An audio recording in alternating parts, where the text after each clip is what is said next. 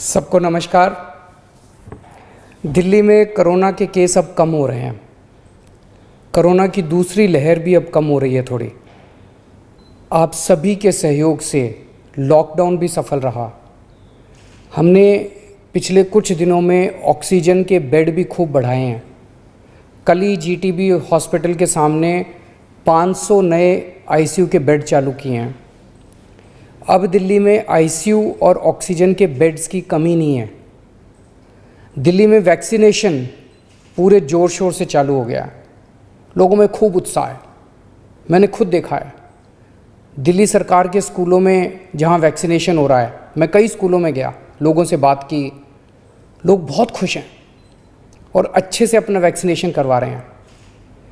मैं अपने school staff और फ्रंटलाइन वर्कर्स का धन्यवाद करना चाहता हूं जो वैक्सीनेशन में लगे हुए हैं।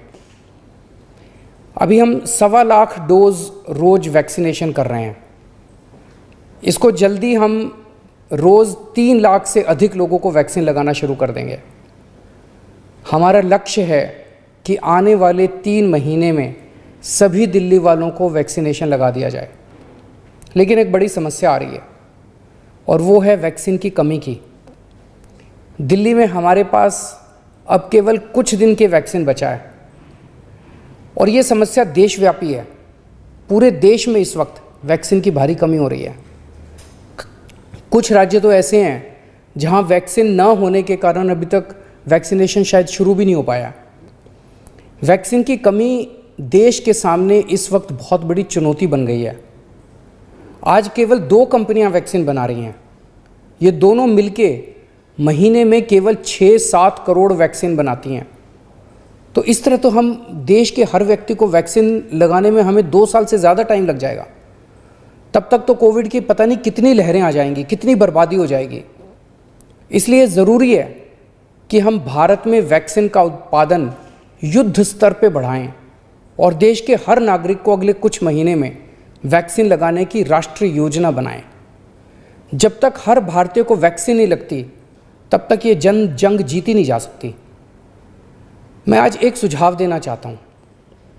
वैक्सीन बनाने का काम केवल 2 कंपनियां ना करें, कई कंपनियों को वैक्सीन बनाने में लगाया जाए। केंद्र सरकार इन दोनों कंपनियों से वैक्सीन बनाने का फार्मूला ले ले और उन सभी कंपनियों को दे दे जो सुरक्षित तरीके से वैक्सीन बना सकती हैं।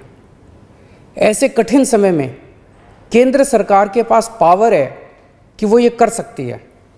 वैक्सीन बनाने का फार्मूला सार्वजनिक करके उन कंपनियों को दे सकती है जो वैक्सीन बनाना चाहती हैं और ये सुनिश्चित किया जाए कि भारत में जो भी प्लांट वैक्सीन बनाने में सक्षम है उन सब में वैक्सीन का उत्पादन होना चाहिए और हर भारतवासी को वैक्सीन लगनी चाहिए।